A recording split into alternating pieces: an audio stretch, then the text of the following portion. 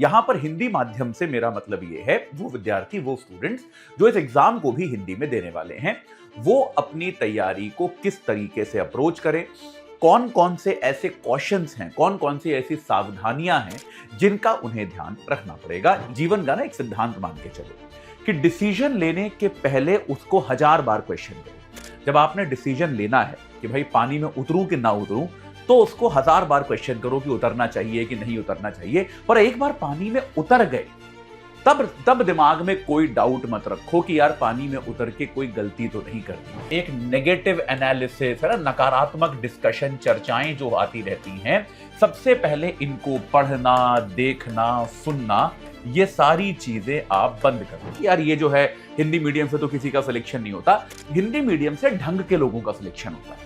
आपको बताता हूं इससे फर्क क्या पड़ता है। और ये मैंने बहुत सारे बच्चों में देखा है कि वो तैयारी शुरू करने के स्टेज से ही अपनी विफलता के बहाने ढूंढ रहे होते हैं कि आज तैयारी शुरू करिए, तैयारी शुरू करते करते ही दिमाग में बैठा लिया कि होना आना तो है नहीं, क्योंकि हिंदी मीडियम से तो किसी का नहीं होता। अगर आपके दिमाग में है तो आप यूपीएससी में मत तैयारी मत करो। मैं बहुत सीधी सीधी बात कह रहा हूं, अगर आप मन से ये मान के चलते हो कि मेरा नहीं हो सकता, तो फिर ये तैयारी आपके लिए नहीं है ना। कोई ऐसा नहीं कि पहले दिन से आपको एकदम सब बढ़िया ही लगेगा, नहीं, आप फेल भी होगे, टेस्ट में 0 नंबर भी लाओगे, ये सब होगा। लेकिन अगर आपने ये सोच लिया यार मेरा तो नहीं हो सकता, अगर आप ये सोच के बैठ जाओगे तो फिर तो कभी नहीं होगा। नमस्कार, बहुत बहुत स्वागत है आप सभी का अनअकैडमी में। मेरा नाम है अतुल जैन। तो भाई आप सभी लोग, जैसा कि मैं जानता हूं, या फिर आप में से ज्यादातर लोग हिंदी मीडियम से सिविल सर्विसेज की तैयारी कर रहे हैं या फिर करना शुरू कर रहे हैं। तो एक बहुत बड़ा सवाल यह उठता है कि हिंदी मीडियम से जब मैं तैयारी शुरू करता हूं या करती हूं, तो क्या मेरी अप्रोच, मेरा जो तैयारी को अटेन करने का, तैयारी की तरफ आगे बढ़ने का जो प्रोसेस है, जो प्रक्रिया है, क्या उस प्रक्रिया में कुछ अलग होगा या फिर वो प्रक्रिया जैसी सबकी होती है वैसी ही मेरी भी रहेगी। तो आज की इस डिस्कशन में अगले 15 मिनट में मैं आपको यह बताने की कोशिश करूंगा कि हिंदी मीडियम के बच्चे को, अगर आप हिंदी मीडियम के बच्चे हैं, और हिंदी मीडियम के बच्चे से मेरा मतलब यह है जो एग्जाम भी हिंदी में देने वाला है। कई सारे हिंदी मीडियम के बच्चे होते हैं जो आगे जाके कॉलेज वगैरह में अंग्रेजी सीख लेते हैं और एग्जाम अंग्रेजी में देते हैं, उनके लिए ये रेलेवेंट नहीं है। यहां पर हिंदी माध्यम से मेरा मतलब ये है, वो विद्यार्थी, वो स्टूडेंट्स जो इस एग्जाम को भी हिंदी में देने वाले हैं, वो अपनी तैयारी को किस तरीके से अप्रोच करें, कौन कौन से ऐसे क्वेश्चंस हैं, कौन कौन सी ऐसी सावधानियां हैं जिनका उन्हें ध्यान रखना पड़ेगा। ये एक दो चीजें हैं जिनके बारे में हम चर्चा करेंगे। ठीक है, बहुत ही सिंपल सी बातें हैं, इसके बारे में चर्चा करेंगे। तो भाई शुरू करते हैं। चलिए, सबसे पहली बात तो ये है कि अपने दिमाग से, आप में से बहुत लोगों में ना ये जो एनालिसिस और ये आलतू फालतू चर्चाएं वगैरह सुनकर कि यूपीएससी तो बायस्ड है और केवल इंग्लिश मीडियम के स्टूडेंट्स को ही सेलेक्ट करता है, हिंदी मीडियम के स्टूडेंट्स को सेलेक्ट नहीं करता, ये सारे बायसेस आप अपने दिमाग से निकाल दें, इनको पढ़ना बंद करें। जितनी इस तरह की चर्चाएं हैं, जो भाई आपको कुछ कई सारे टीचर्स इस तरह के रील्स बनाते हैं, वो रील इसलिए बनाते हैं क्योंकि उस पर क्लिक आते हैं, लोग देखते हैं उनको, है ना, और कोई रीजन नहीं है। आप इस तरह के एनालिसिस को बंद करें। देखो, जीवन का ना एक सिद्धांत मान के चलो कि डिसीजन लेने के पहले उसको 1000 बार क्वेश्चन करो। जब आपने डिसीजन लेना है कि भाई पानी में उतरूं कि ना उतरूं, तो उसको 1000 बार क्वेश्चन करो कि उतरना चाहिए कि नहीं उतरना चाहिए। पर एक बार पानी में उतर गए, तब दिमाग में कोई डाउट मत रखो कि यार पानी में उतर के कोई गलती तो नहीं कर दी। अब अगर उतर गए तो फिर तैरना है, फिर इसका कोई दूसरा विकल्प नहीं है। तो आप एक बार अगर तैयारी के फील्ड में उतरे, तो आपके दिमाग में ये जो एक नेगेटिव एनालिसिस है ना, नकारात्मक डिस्कशन, चर्चाएं जो आती रहती हैं, सबसे पहले इनको पढ़ना, देखना, सुनना, ये सारी चीजें आप बंद कर दें। कोई भी अगर आपको ये बोले कि यार हिंदी मीडियम से तो रिजल्ट ही नहीं आता, तो उससे आगे बात मत करो। भाई ठीक है, हाँ ओके फाइन, थैंक यू, आप चले जाओ वहां से, है ना, आपको नहीं करनी बात। अरे भाई, रिजल्ट कम आए ज्यादा आए, अभी भी 40-50 बच्चों का सिलेक्शन तो हो रहा है, 50 बच्चों का सिलेक्शन तो हो रहा है हिंदी मीडियम से। वो 50 तो हिंदी मीडियम के बच्चे थे जो फाइनली लिस्ट में आए। इस बार भी ऑल इंडिया रैंक 20, वो अनअकैडमी का स्टूडेंट था, वो पहुंचा, ऑल इंडिया रैंक 20 लेकर आया एक लड़का, और लास्ट ईयर भी उसकी 182 रैंक थी। यानी कि हिंदी मीडियम से उसी एक लड़के ने लगातार 2 बार रैंक निकाली, जो कि थोड़ा सा एक विजुअली चैलेंज भी है। अगर वो बच्चा 2 बार रैंक निकाल सकता है और दोनों बार टॉप रैंक्स निकाल सकता है, तो यार फिर ये बहानेबाजी है, फिर ये सब बहाने वाली बातें हैं कि यार ये जो है हिंदी मीडियम से तो किसी का सिलेक्शन नहीं होता, हिंदी मीडियम से ढंग के लोगों का सिलेक्शन होता है। तो आपको क्या करना है, आपको इस सारे डिस्कशन को बंद करना है कि यार आपको तो एक ही सीट चाहिए ना, आपको एक ही सीट चाहिए। आपको आपको मेटा डेटा से क्या करना है कि 50 लोगों का सिलेक्शन हुआ कि 150 का हुआ कि 250 का हुआ, यार तुम्हें तो एक सीट चाहिए। तो अगर एक भी बच्चे का सिलेक्शन हो रहा है तो मतलब तुम्हारा भी हो सकता है। तो अगर तुम हिंदी मीडियम के एस्पिरेंट्स में सबसे बेहतरीन एस्पिरेंट बन जाओ तो तुम्हारा भी हो सकता है यार, क्यों नहीं हो सकता, है ना? ये बात क्लियर है। तो सबसे पहले तो इस तरह का नेगेटिव विचारधारा के साथ अगर आप घुसोगे तो इसमें होता क्या है ना, मैं आपको बताता हूं इससे फर्क क्या पड़ता है। और ये मैंने बहुत सारे बच्चों में देखा है कि वो तैयारी शुरू करने के स्टेज से ही अपनी विफलता के बहाने ढूंढ रहे होते हैं कि आज तैयारी शुरू करिए, तैयारी शुरू करते करते ही दिमाग में बैठा लिया कि होना आना तो है नहीं, क्योंकि हिंदी मीडियम से तो किसी का नहीं होता। क्यों नहीं होता यार? आप देखो ना, लिस्ट देखो, है ना बच्चे उसमें हिंदी मीडियम वाले, हमारे बच्चे हैं। तो भाई कैसे नहीं होता? होता है। अगर आप पहले ही दिन से ये सोच के मैदान में उतरोगे कि यार हारना तो है ही, तो आप नहीं जीत सकते ना यार। मतलब ये तो एटीट्यूड का गेम है ना यार, कि आप अगर पहले दिन से ये मान के उतरोगे कि आप हारने ही वाले हो तो हारोगे ही, फिर तो कोई नहीं बचा सकता आपको। फिर आप पढ़ाई भी नहीं करोगे, मेहनत भी नहीं करोगे, और हर चीज में ये ब्लेम करोगे अरे अब पढ़ भी लेता तो कौन सा हो जाता। नहीं, ऐसा नहीं है। आपको ये विचारधारा अगर आपके दिमाग में है तो आप यूपीएससी में मत तैयारी मत करो। मैं बहुत सीधी सीधी बात कह रहा हूं। अगर आप मन से ये मान के चलते हो कि मेरा नहीं हो सकता, तो फिर ये तैयारी आपके लिए नहीं है। ये लंबी तैयारी है, हौसला हिम्मत सब चाहिए इसमें आपको। ऐसे दिन भी आएंगे, ऐसा समय आएगा जो आपके बहुत खराब निकलेंगे। आप ऐसा टेस्ट देके आओगे जिसमें आप फेल हो जाओगे, आपका 0 नंबर आएगा। ये सब होगा आपके साथ, ये सब मेरे साथ भी हुआ है, टॉपर्स के साथ भी होता है, आपके साथ भी होगा, है ना? कोई ऐसा नहीं कि पहले दिन से आपको एकदम सब बढ़िया ही लगेगा। नहीं, आप फेल भी होगे, टेस्ट में 0 नंबर भी लाओगे, ये सब होगा। लेकिन अगर आपने ये सोच लिया यार मेरा तो नहीं हो सकता, अगर आप ये सोच के बैठ जाओगे तो फिर तो कभी नहीं होने वाला। पहला पॉइंट ये है जो मैं हमेशा हिंदी माध्यम के बच्चों को सबसे पहली चीज यही सिखाता हूं कि यार पॉजिटिविटी जो है एक एटीट्यूड की, ये तो आनी ही चाहिए, इसमें कोई डाउट नहीं है, ठीक है? दूसरी चीज, आपको एग्जाम का क्लियर अंदाजा, पहली चीज तो ये है। दूसरी चीज ये है कि एग्जाम का पैटर्न, इसको एक बार बहुत अच्छे से समझिए। मैं समहाउ ऐसा पता नहीं क्यों होता है कि हिंदी मीडियम के बिगिनर बच्चे जो होते हैं वो एग्जाम के पैटर्न से बहुत लंबे समय तक अपरिचित होते हैं। एग्जाम का पैटर्न, वो जैसे कई सारे बच्चे मिलते हैं वो बोलते हैं कि सर एग्जाम की तैयारी 3 महीने से कर रहे हैं, लेकिन अभी भी उनको क्लियरली ये नहीं पता कि सीसैट क्या होता है। अभी भी उनको क्लियरली ये नहीं पता कि मेंस में कंपलसरी पेपर कौन कौन से हैं, ऑप्शनल के कितने पेपर होते हैं, ये सब उनको नहीं पता। तो एग्जाम का पैटर्न जो है ये आपको कहां मिलेगा? ये आपको मिलेगा यूपीएससी के नोटिफिकेशन में। आप यूपीएससी का जो ऑफिशियल नोटिफिकेशन आता है उसको एक बार पढ़ लीजिए। एक दिन की मेहनत है, घंटे भर की।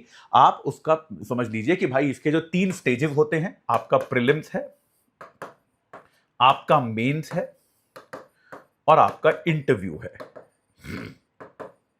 ये तीनों स्टेजेस किस तरह से होते हैं? वो क्या होता है, इंटरव्यू के नाम पे भी हम देखते हैं कि उल्टी सीधे सवाल, कि अगर आप विंडो से कूदो तो भाई आप जाओ खिड़की से कूद के दिखाओ, तो बच्चा अंदर की तरफ कूद जाता है। ये सब एनडीए वगैरह में होते हैं। यूपीएससी इस तरह का इंटरव्यू नहीं लेता है। मैं देखता हूं कई सारे पैनलिस्ट भी जबरदस्ती बच्चों पे चिल्ला रहे होते हैं। आजकल तो हर इंटरव्यू यार यूट्यूब रील के लिए बनता है। मॉक इंटरव्यू की भी यूट्यूब रील बन जाती है। उसमें एक आध, अब मैं नाम नहीं लूंगा, एक आध पैनलिस्ट जो बड़ा फेमस है वो आता है, बच्चों पर चिल्लाना शुरू कर देता है कि तू सच बोल, दिल खोल के नहीं होता ये सब।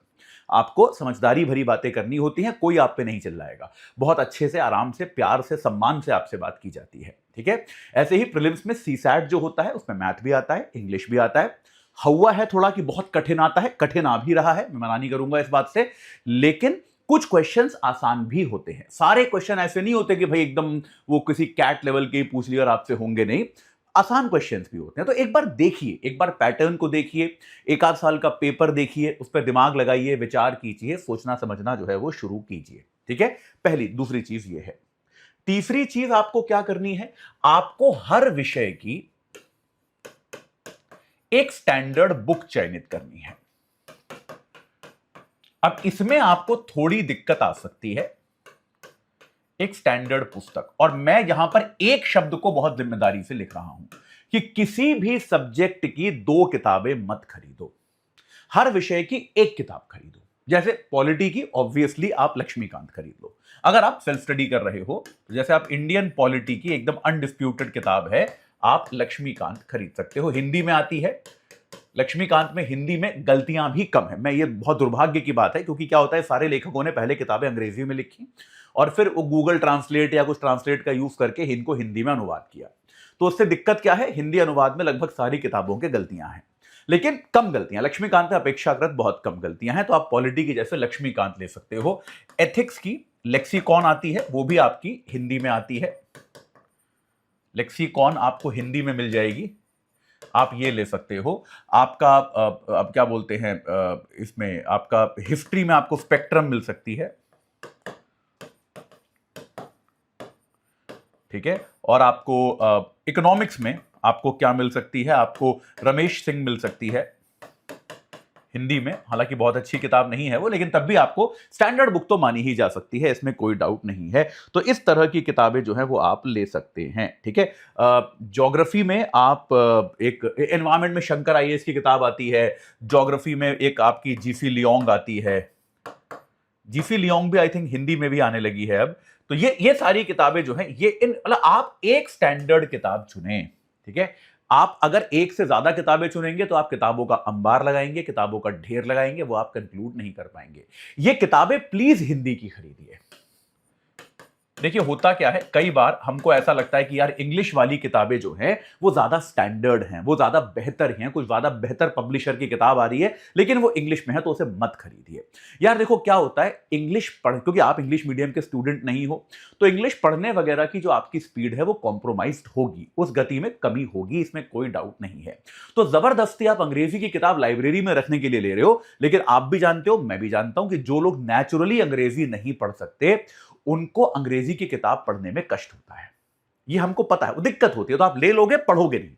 तो ऐसी कोई किताब खरीदनी ही नहीं है जिसको आप केवल खरीदो और उसके बाद पढ़ो नहीं। ऐसी कोई शॉपिंग नहीं करनी है, बिल्कुल कोई किताब नहीं खरीद। तो एक लेवल नीचे की किताब खरीद लो चलेगा, लेकिन किताब केवल हिंदी की ही खरीदो, अंग्रेजी की मत खरीदो, ठीक है। हर विषय की एक किताब शॉर्टलिस्ट करो। अगर कंफ्यूजन है कि ये लूं या वो लूं, अपने सीनियर्स से बात कीजिए, बेहतर है कि अपने टीचर्स से बात कीजिए और उनसे बात करके आप जज कीजिए कि कौन सी किताब मैं खरीदूं, लेकिन हर विषय की एक किताब आपको खरीदनी है, ठीक है। अगला क्या करना है आपको, अगला जो एक बहुत इंपॉर्टेंट जो आता है वो आता है करंट अफेयर्स। बहुत इंपॉर्टेंट सवाल आता है करंट अफेयर्स। हिंदी मीडियम में करंट अफेयर्स की एक समस्या है, क्योंकि जो स्टैंडर्ड अखबार दो माने जाते हैं वो हैं द हिंदू और इंडियन एक्सप्रेस। तो द हिंदू और इंडियन एक्सप्रेस ये दोनों अखबार क्योंकि इंग्लिश के हैं, तो अब ऐसे में हमारे हिंदी मीडियम के बच्चे को क्या करना चाहिए। मैं ये मानूंगा कि हिंदी मीडियम के बच्चे को करंट अफेयर्स में थोड़ी सी एक्स्ट्रा मेहनत करनी पड़ेगी। वो क्या है कि हिंदी मीडियम का बच्चा क्या करे, कोई भी यूट्यूब पे द हिंदू की क्लास ले लो। जैसे एक क्लास मैं लेता हूं, द हिंदू पढ़ने मत बैठो आप, मतलब मैं नहीं मानूंगा कि आपको द हिंदू रोज पढ़ने बैठने का प्रयास करना चाहिए। बहुत ज्यादा मेहनत है और इंसेंटिव उतना नहीं है, फायदा उतना नहीं है, मेहनत बहुत ज्यादा है। जो आरओआई कहते हैं ना, रिटर्न ऑन इन्वेस्टमेंट, वो बहुत कम है। मेहनत आप बहुत ज्यादा करोगे, बड़ा समय लगेगा, बड़ा कष्ट होगा, उतना आपको फल मिलेगा नहीं। उससे बेहतर यह है किसी एक क्लास को रेगुलरली बांध लो। रोज सुबह 9 बजे इसी चैनल पे मेरी क्लास होती है। अगर आपको मेरी पसंद नहीं है, किसी और टीचर की कर लो, किसी और चैनल पे कर लो, कोई दिक्कत नहीं, लेकिन एक पकड़ लो। अच्छा, ये भी ऐसा नहीं करना है, क्योंकि मैंने कुछ एक बच्चे देखे कि वो सुबह किसी और टीचर की क्लास में बैठे होते हैं 7 बजे, 8 बजे किसी और की क्लास में बैठे होते हैं, 9 बजे मेरी क्लास में भी वही बच्चे बैठे होते हैं। तो सारा दिन करंट अफेयर्स भी नहीं करना है। एक क्लास पकड़ लो, कोई सी एक, कि भाई ये अगर अतुल सर की अच्छी लगती है अतुल सर की, किसी और सर की अच्छी लगती है उनकी, कोई दिक्कत नहीं, आप कोई एक कर लो। तो मेरा मानना यह है कि द हिंदू के लिए आप कोई क्लास कर लो। रोज द हिंदू पढ़ने बैठोगे बहुत दिक्कत होगी, तो ये आपको करना है। प्लस आपको क्या करना है, कोई सी एक मासिक मैगजीन, ये मैगजीन आपको हिंदी में मिल जाएगी। आपकी प्रतियोगिता दर्पण हो गई, क्रॉनिकल हो गई, वगैरह वगैरह, जो भी मैगजीन्स आती हैं, कोई सी भी एक मंथली मैगजीन हिंदी में आपको मिल जाएगी है। तो इसको आप हिंदी में इस मैगजीन को खरीदें महीने में एक बार और इसको पढ़ें। उसका रीजन ये है कि यहां क्लासेस में ऑब्वियसली सारे टॉपिक कवर नहीं हो सकते, क्लास के टाइम लिमिट होती है, तो कुछ चीजें आपकी जो वहां छूट जाती है वो यहां कवर हो जाती हैं। और इसके साथ एक, जिसको हम कहते हैं ना, एक जनरल अवेयरनेस बढ़ाने के लिए केवल 15-20 मिनट, केवल 15-20 मिनट के लिए मैं आग्रह यह करूंगा कि कोई भी हिंदी अखबार, जनसत्ता, नवभारत टाइम्स, ये सब जो भी आपको लगे, कोई भी हिंदी अखबार जो है उसमें से आप जो नेशनल और इंटरनेशनल, मतलब आपका राष्ट्रीय, अंतरराष्ट्रीय वगैरह, इस तरह का पन्ना जो है एक बार बस उस पे नजर डाल लें, दैट्स इट। 15 मिनट, उससे ज्यादा नहीं। तो लोकल खबरें नहीं पढ़नी, क्योंकि हिंदी अखबार बहुत लोकल भी आते हैं, तो ऐसा नहीं कि आप यूपी के हैं तो आप यूपी की खबरें पढ़ने बैठ गए कि बरेली में क्या हुआ और बदायूं में क्या हुआ। ये नहीं करना है आपको, ठीक है। आपको ये करना है, अगर आप करंट अफेयर्स के लिए इतना कर लेंगे तो आपका पर्याप्त करंट अफेयर्स है, जो कि हिंदी में आपका अच्छे से कवर हो जाएगा, आपको कोई चैलेंज नहीं आएगा, ठीक है। अगला पॉइंट, लेकिन अगले पॉइंट के पहले आपको एक चीज बतानी है कि भाई टेस्ट सबको जरूर देने होते हैं, ये तो आपको मैं बता ही चुका हूं। तो 11 अप्रैल को, 11 तारीख को, यानी कि 11 तारीख तो अभी आने ही वाली है, सुबह 11 बजे, शाम को 5 बजे अनअकैडमी एक टेस्ट करा रहा है। उसका लिंक मैं इस वीडियो के डिस्क्रिप्शन बॉक्स में आपको मिल जाएगा, तो आप वहां जाकर उस टेस्ट के लिए रजिस्टर कीजिए। ये टेस्ट सबको देना है, ये टेस्टों से बचना बंद करें। टेस्ट आपको हमेशा ही देने हैं, टेस्ट से कभी बचने की कोशिश ना करें कि यार बाद में देंगे, या अभी तो पढ़ा नहीं है कुछ, अगले बार देखेंगे। पढ़ा हो या ना पढ़ा हो, टेस्ट आ रहा है तो दो। टेस्ट को एकदम बिल्कुल ऐसा मानना है कि ये तो परमानेंट रिचुअल है ही है। अगर टेस्ट आया होगा, मैंने पढ़ा है या नहीं पढ़ा है, मुझे देना ही देना है। बहुत सारे फायदे भी हैं इस टेस्ट के, 8 लाख रुपए तक के कैश प्राइज हैं, 40 करोड़ रुपए तक की स्कॉलरशिप दी जाएगी। वो फायदे अलग हैं, वो फायदे हैं, लेकिन केवल इन फायदों के लिए टेस्ट ना दें। टेस्ट इसलिए दें क्योंकि टेस्ट को देना जरूरी है। ये बात समझ में आई या नहीं आई? टेस्ट एकदम मैंडेटरी है। चलिए आगे चलते हैं। एक और बहुत इंपॉर्टेंट पॉइंट जो हिंदी और अंग्रेजी मीडियम वालों के लिए अलग हो जाता है, 5वां पॉइंट जो मैं सोच कर आया हूं, वो है ऑप्शनल सब्जेक्ट, जो है आपका वैकल्पिक विषय। देखो इसमें क्या है ना, आपको थोड़ा सा ध्यान देना पड़ेगा। अब जैसे मान लो आप हिंदी मीडियम के स्टूडेंट हो, और हिंदी मीडियम के स्टूडेंट होने के बाद आपने एंथ्रोपोलॉजी ले ली। मैं आपको एक एग्जांपल देता हूं कि जैसे एंथ्रोपोलॉजी एक अच्छा ऑप्शनल है, मैं बिल्कुल नहीं कहूंगा। फॉर एग्जांपल जैसे एंथ्रोपोलॉजी है, अगर आपने ये ले लिया ऑप्शनल में और आप हिंदी मीडियम के बच्चे हैं, बेटा आपको एंथ्रोपोलॉजी हिंदी में पढ़ाने वाला ना तो कोई टीचर मिलेगा, आपको एंथ्रोपोलॉजी हिंदी में पढ़ाने वाला ना कोई आपको संस्थान मिलेगा, ना आपको इसके नोट्स मिलेंगे, ना कोई आपकी कॉपियां चेक कर पाएगा। तो ऐसे ऑप्शनल से बचें। मैं बहुत ही क्लियर ये बात बता रहा हूं। कुछ एक ऑप्शनल्स आपके ऐसे, एंथ्रोपोलॉजी है, साइकोलॉजी है, ठीक है, ये सारे ऑप्शनल जो हैं, मतलब आप एक बार ऑप्शनल में ये फिगर आउट जरूर करें। ऐसे रैंडमली मत चुनिए कि पिछले साल के टॉपर ने एंथ्रोपोलॉजी लिया था तो मैं भी लूंगा, बात खत्म हो गई। नहीं, ये नहीं करना है। हमको ये फिगर आउट करना है कि क्या मेरे ऑप्शनल का हिंदी मीडियम में पर्याप्त मटेरियल उपलब्ध है या नहीं है। ये एक चीज, इसका हमको ध्यान रखना है। अब जैसे हिंदी मीडियम के बच्चों में हिंदी लिटरेचर बहुत चलता है। हिंदी लिटरेचर तो ऑब्वियसली हिंदी मीडियम का ऑप्शनल है, वो तो आप ले ही सकते हैं। इसके अलावा आप हिस्ट्री ले सकते हैं, ज्योग्राफी ले सकते हैं, पब्लिक एडमिनिस्ट्रेशन, लोक प्रशासन ले सकते हैं, आप पॉलिटिकल साइंस, आप राजनीति विज्ञान ले सकते हैं, आप समाजशास्त्र यानी कि सोशियोलॉजी ले सकते हैं। ये वो ऑप्शनल्स हैं जिनके आपको हिंदी और अंग्रेजी दोनों में टीचर्स भी मिल जाएंगे, जिनकी आपको हिंदी और अंग्रेजी दोनों में किताबें भी मिल जाएंगी, नोट्स भी मिल जाएंगे, टेस्ट सीरीज भी मिल जाएगी। तो ऐसा ऑप्शनल लेके मत बैठ जाना कि हमने भैया मैनेजमेंट ले लिया हिंदी मीडियम में, प्रबंधन। अब प्रबंधन के भैया तुम्हें ना तो नोट्स मिलेंगे, ना कोई तुम्हारी कॉपियां चेक करेगा, तो कैसे तैयारी करोगे? तो एक बात का इसका भी ध्यान रखना है। देखो एक कुछ जो संसाधनों की सीमितता है उसको भी हमको दिमाग में रखना होगा, ठीक है। तो कुल मिला के ये 5 पॉइंट्स हैं जो मेरे विचार में अलग होते हैं हिंदी मीडियम के स्टूडेंट्स के लिए जब वो तैयारी की शुरुआत करते हैं। बहुत ही सकारात्मक विचारधारा के साथ शुरुआत कीजिए। आप अपना माध्यम आपने चुना है क्योंकि आप इसमें बेहतर हैं, और आपको केवल एक सीट की आवश्यकता है। अगर आप कायदे से ढंग से पढ़ाई करेंगे, एक अपनी प्रतिबद्धता बनाकर रखेंगे, अपनी कंटिन्यूटी यानी कि अपनी सततता को आप बनाकर रखेंगे, तो आपको सफल होने से कोई नहीं रोक सकता, आपका माध्यम चाहे कोई भी हो। अगर इसमें आपका कोई सवाल है, कोई आपके डाउट्स हैं, तो आप कमेंट सेक्शन में पूछ सकते हैं, मैं उनको एड्रेस करूंगा और उनके उत्तर देने की कोशिश करूंगा। इस चर्चा से जुड़ने के लिए आप सभी का बहुत बहुत धन्यवाद।